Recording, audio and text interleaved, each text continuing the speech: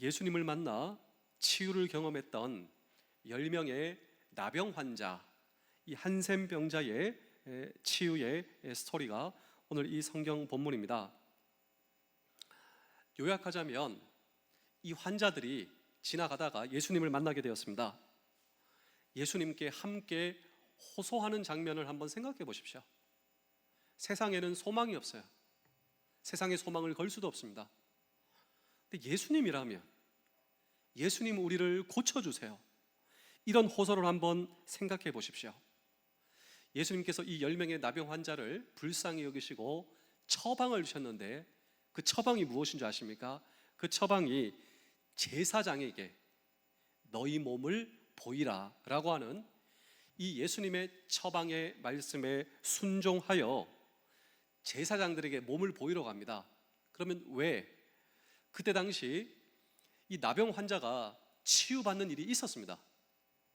그런데 이 나병 환자로 판명이 되면, 그러니까 이 가족을 떠나야 돼요. 마을을 떠나야 됩니다.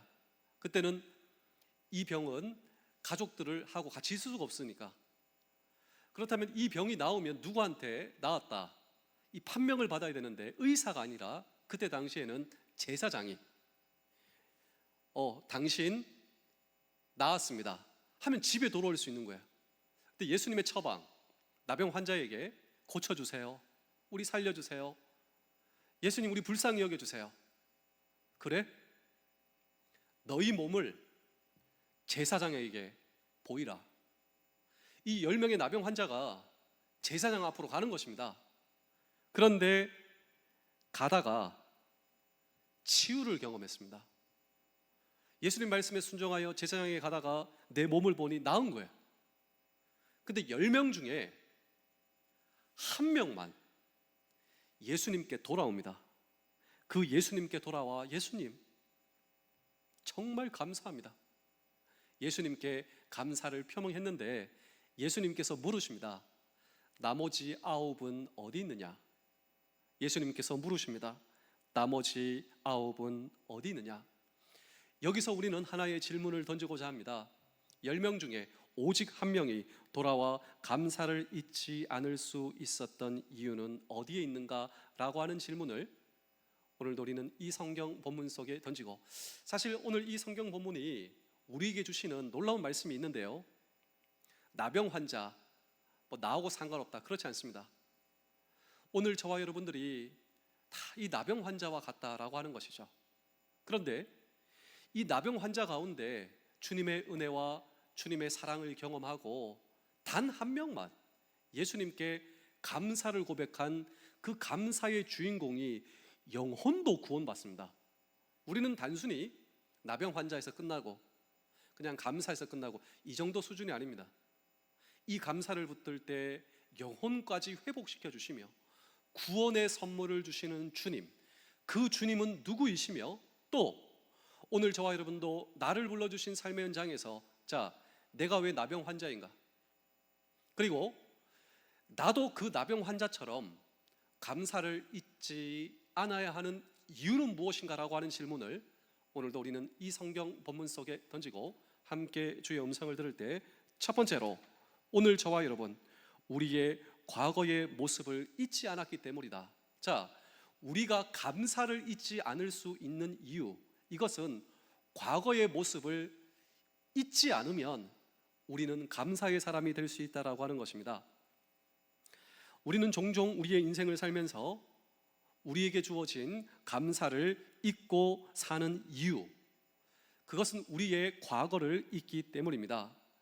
예전에 나병 환자의 과거를 한번 기억해 보실까요? 우리 누가복음 17장 18절의 말씀을 함께 읽겠습니다. 시작. 이 이방인 외에는 하나님께 영광을 돌리러 돌아온 자가 없느냐 하시고, 여기 보시면 이방인이라고 나오는데요, 왜 굳이 성경은 이방인, 이 나병 환자 10명이 전부 다 이방인이에요. 그런데 이 이방인이 의미하는 바는 명확합니다. 핸디캡이에요. 핸디캡. 이방인은 핸디캡을 가지고 사는 사람, 당시 사람 취급받지 못했습니다. 편견의 대상, 불평등의 대상이었습니다. 그런데 여기에서 은혜가 있죠. 그의 핸디캡, 그 핸디캡 때문에 아마도 치유받았을 때에는 이 핸디캡은 오히려 더 큰 감동, 더 큰 기쁨, 더 큰 감사의 이유가 되었다라고 하는 것입니다. 그래서 이것이죠. 나 같은 차별받는 사람도 주님은 차별 없이 은혜를 주시는구나. 나와 같이 불평등 받는 사람, 그리고 나와 같이 사람 취급받지 못하는 사람도 주님은 차별 없이 은혜를 주시는구나. 이것이 바로 주께 돌아와 감사할 수 있었던 이유, 그것은 내 과거의 모습을 잊지 않았기 때문이다 라고 하는 것입니다. 그래서 감사로 인생을 산 감사의 인생 샘플, 저는 다윗이라고 생각하고 그리고 다윗의 시편이라고 생각합니다. 그런데 다윗도 마찬가지입니다. 그가 감사를 잊지 않고 정말 하나님을 향하여 항상 돌아와 감사할 수 있었던 이유에 대해서 성경은, 시편은 다윗도 그의 과거를 잊지 않았기 때문이다. 우리 사무엘하 7장 18절의 말씀도 함께 읽겠습니다. 사무엘하 7장 18절입니다. 시작. 다윗 왕이 여호와 앞에 들어가 앉아서 이르되 주 여호와여 나는 누구이오며 내 집은 무엇이기에 나를 여기까지 이르게 하셨나이까. 다윗도 고백합니다. 왕이 되었습니다. 그러나 그는 자기의 목동 시절을 잊지 않았다. 스타팅 포인트를 잊지 않았다. 자신의 과거의 모습을 잊지 않았다. 나는 도대체 누구입니까? 나를 여기에 이르게 하셨나이까. 과거를 생각하고 과거를 잊지 않았다. 그래서 이 대목에서 성경학자들은 이런 이야기를 하는데요. 다윗이 왕이 된 후 자기의 왕의 집무실에 이것을 항상 걸어놓고 이것을 항상 봤다고 합니다. 여러분 책상에도 가장 중요한 것을 놓지 않습니까? 그걸 항상 바라보시죠. 저도 제 사무실이 있고 오른쪽 왼쪽 제일 잘 보이는 곳에 뭔가를 항상 걸어놓거나 또 사진을 걸어놓거나 항상 그럽니다. 다윗도 왕이 된 후 자기 집무실에 이걸 걸어놨어요. 늘 보는 것입니다. 무엇일까요? 마음에 한번 생각해 보십시오. 다윗이 얼마나 인생이 그냥 기가 막힌 인생, 그러니까 기름 부음을 받았다, 사무엘 선지자에게. 그러면 바로 왕이 돼야 돼요. 왕이 안 되면 역적이 되는 거지 않습니까? 그런데 기름 부음을 받은 후부터 미움을 받아서 사울 왕에게 쫓기고 쫓기는 인생, 내가 기다리고 기다렸더니 요 띄움표 하나가 성경에 15년이라고. 15년 동안 사망의 음침한 골짜, 그냥 이런 굴곡의 인생, 이런 인생을 살다가 왕이 되었어요. 자기 집무실에 이걸 딱 걸어놨습니다.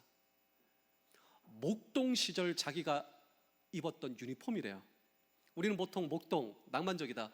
근데 그때 당시 가장 차별받는 직종이었습니다. 사무엘 선지자가 2세 아버지에게 와서 이 집에 왕이 날 것이라고, 이 집 아들 다 데리고 오라고. 그때 다윗만 딱 빠졌죠. 다윗은 아버지에게도 인정받지 못해. 그랬던 다윗, 자기의 스타팅 포인트를 잊지 않습니다. 내가 하나님 앞에 나는 어떤 존재인가, 내 과거의 모습을 잊지 않습니다. 이때 다윗은 감사의 인생, 오늘 이 성경 본문의 나병 환자도 마찬가지입니다. 나 이방인입니다. 핸디캡, 차별과 불평. 그러나 치유받은 후 이런 나도 차별 없이 사랑하여 주시는 주님. 우리 사랑하는 성도 여러분, 오늘 저와 여러분도 우리의 과거를 떠올려 본다면 감사의 시가 마땅히 떠올라야 하지 않겠습니까? 그런데 신약의 대표적인 감사의 사람 바울은요, 오늘 저와 여러분들이 감사해야 하는 보다 근원적 이유를 지적합니다. 목사님, 저는 과거가 그렇게 굴곡이 없었습니다. 저는 지금까지 평탄한 인생을 살았습니다. 그러니 다윗과 저는 좀 다르죠. 그런데요, 이 신약의 감사의 샘플 바울은 우리에게 아닙니다. 당신이 원래 어떤 사람인지 아십니까? 나나 당신이나 이런 사람입니다. 우리 다 함께 에베소서 2장 11절에서 12절의 말씀을 연속해서 한번 읽겠습니다. 시작. 그러므로 생각하라. 너희는 그때는 육체로는 이방인이요 손으로 육체에 행한 할례를 받는 무리라 칭함을 받는 자들로부터 할례를 받지 않은 무리라 칭함을 받은 자들이라. 그때 너희는 그리스도 밖에 있었고 이스라엘 나라 밖의 사람이라. 약속의 언약들에 대하여는 외인이요 세상에서 소망이 없고 하나님도 없는 자. 제가 이 말씀을 읽으면서요 감동이 됐어요. 왜냐하면 이것이 저의 원래 모습. 자, 다 같이 한번 보실까요? 저는요 이방인이에요. 이방인. 저는 핸디캡이 있는 사람입니다. 또 손가락질 받는 사람, 하나님의 약속에서 제외된 사람. 저는 그리스도 밖에 있었던 사람, 이스라엘 나라 밖에 있었던 사람.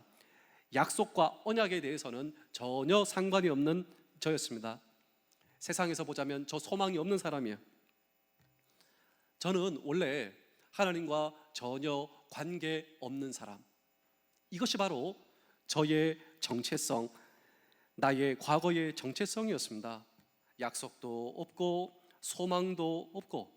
그런데 이런 저와 여러분들이 어느 날 예수 그리스도를 만나 하나님의 자녀가 되었습니다.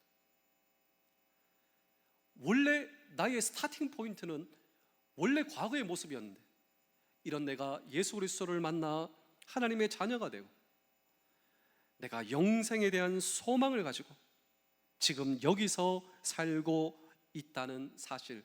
그렇습니다. 오늘 저와 여러분들이 감사의 회복, 그렇습니다. 오늘 저와 여러분들의 과거의 모습을 잊지 않을 때 우리의 감사는 영원한 감사가 되는 것입니다. 그런 저와 여러분들의 모습을 보시고 우리 하나님께서 기뻐하신다. 스타팅 포인트를 놓치지 않고 하나님을 향한 이 놀라운 감사를 드릴 수 있는 저와 여러분들의 평생 되실 수 있기를 주의 이름으로 축복합니다. 두 번째로, 현재의 감동을 붙들고 살아야 하기 때문에, 현재의 감동을 붙들면요 우리는 감사할 수밖에 없어요.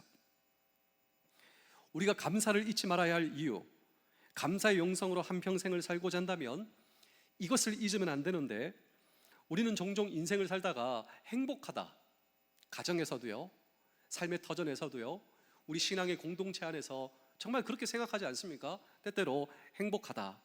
그런데 이 행복하다라고 하는 느낌은 순간순간에 감동을 붙들고 사는 사람만이 느낄 수 있는 특권이 이 행복이라고 하는 느낌이다라고 하는 것입니다. 그래서 우리 누가복음 17장 14절의 말씀을 함께 읽겠습니다. 시작.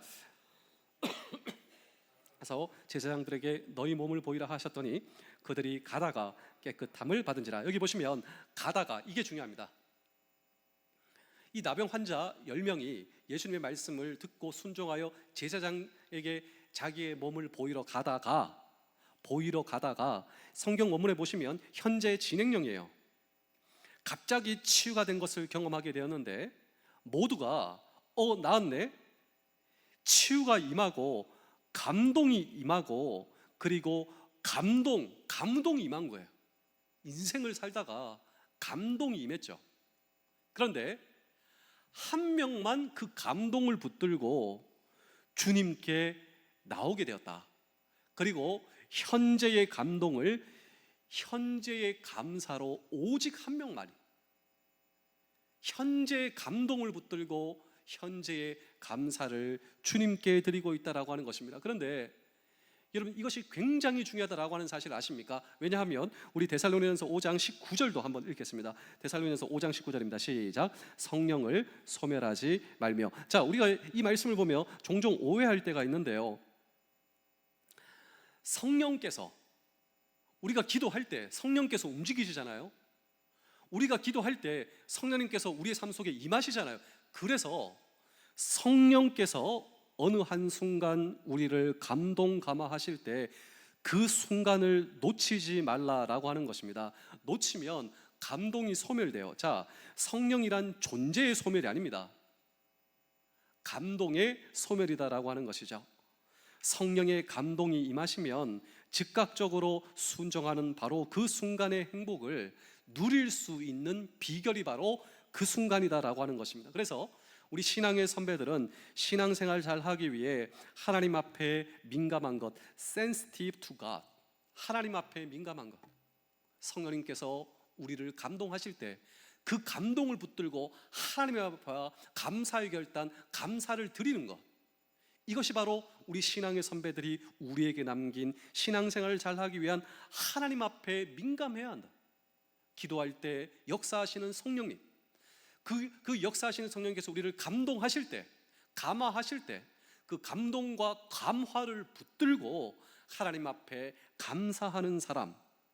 그래서 저는 기도하다가 누가 생각납니다. 그 순간 성령의 감동을 붙드는 것이죠. 기도하는 순간 성령님께서 나를 감동하신다. 그 감동을 붙들고 감사를 결단하는 것이죠. 오늘 저와 여러분들이 감사의 영성으로 한평생 살고 싶으십니까? 오늘 이 성경 본문에 가다가 나은 것을 경험했습니다. 이 성령의 감동을 붙들고 주님 앞에 와 감사를 표현한 이 사람 어떻게 되겠습니까? 마지막으로 세 번째로 미래의 여정. 아직 미래는 끝나지 않았기 때문입니다. 정말 중요한 것은요, 과거도 아니고 정말 중요한 것은 우리에게 남겨진 미래, 그 미래가 우리에게 남았다라고 하는 것입니다. 남아있는 내 인생의 길은 어떤 사람이 행복하게 걸어갈 수 있다 생각하십니까? 네, 예외 없습니다. 우리의 미래, 누가 행복하게 걸어갈 수 있는가 감사할 줄 아는 사람입니다. 오늘을 인해 감사하는 사람에게는 감사할 내일이 준비된다. 현재의 감사는 내일의 감사, 과거로 인한 주님을 향한 감사는 미래를 향한 감사. 그래서 이 설교의 황태자라고 별명을 붙여진 아주 이 복음 전도자 스펄전 목사님 이런 얘기를 했습니다.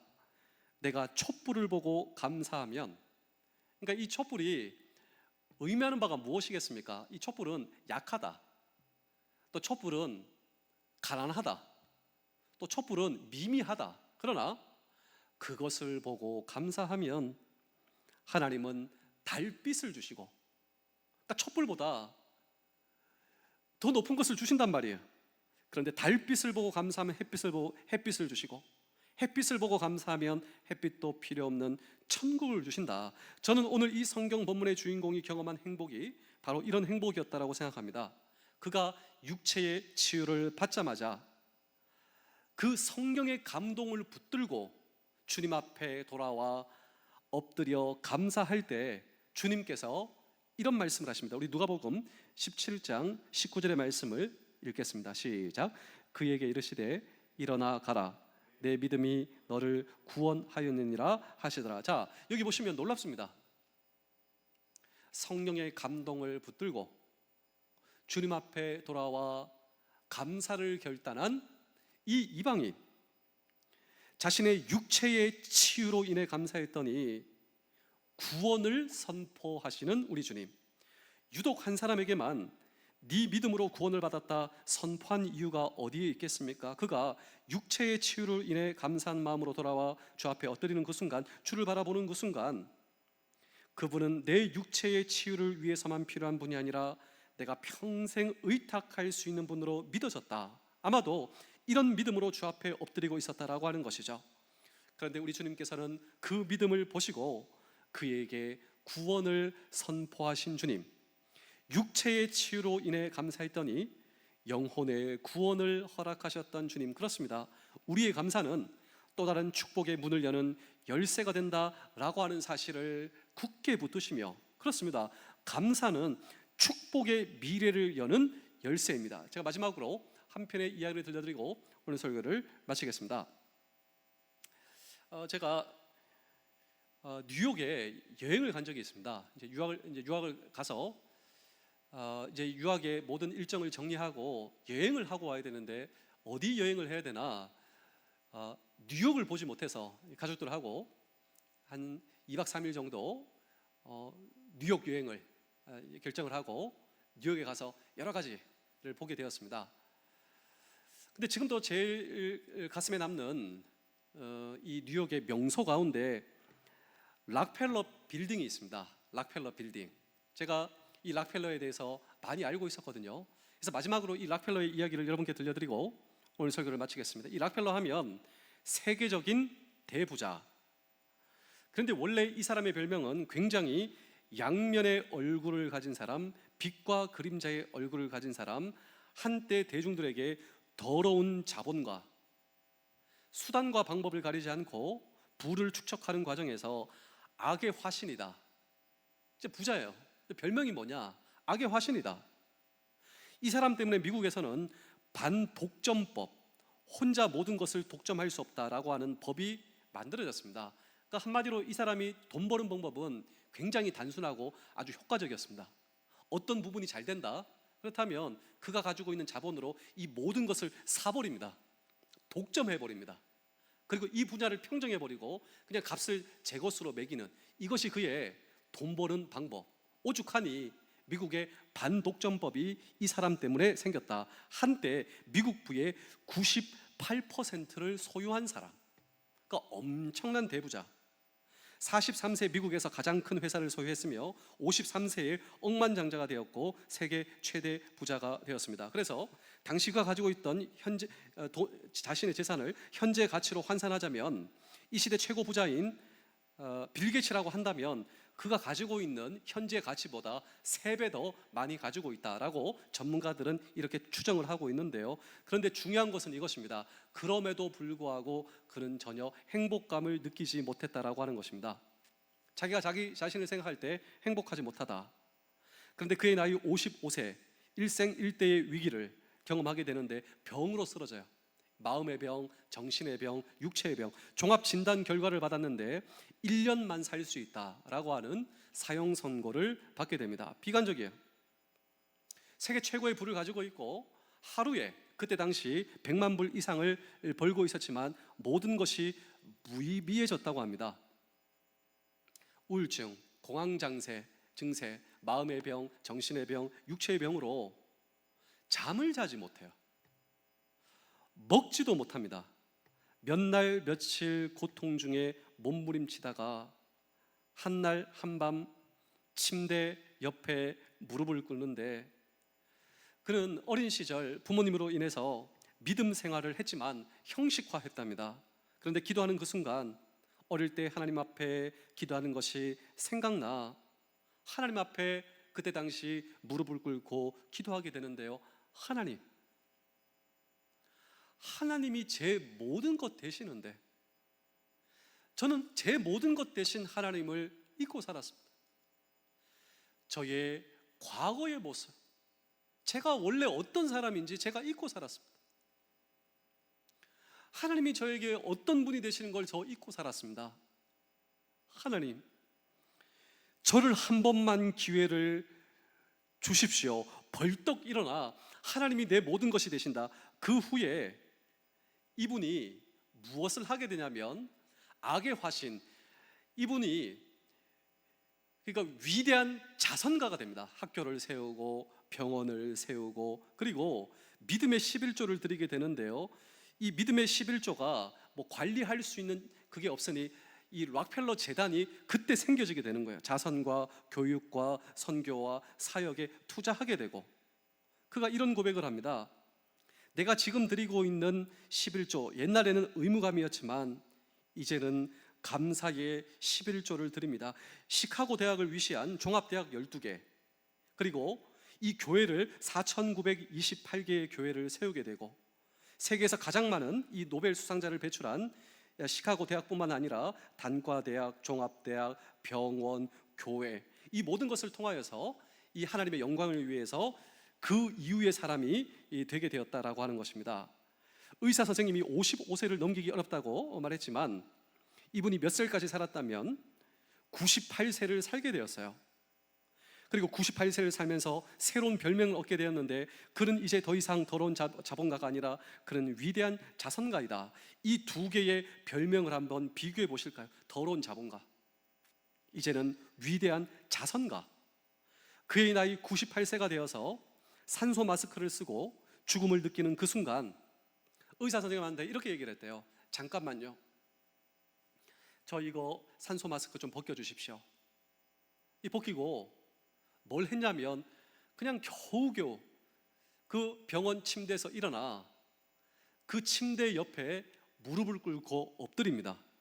그 55세 때 사형 선고를 받고 이제 얼마 못 산다 그 이야기를 똑같은 모습으로 그 침대 옆에 엎드려서 또 한 번 하나님께 기도하게 되는데 그 기도는 다음과 같습니다.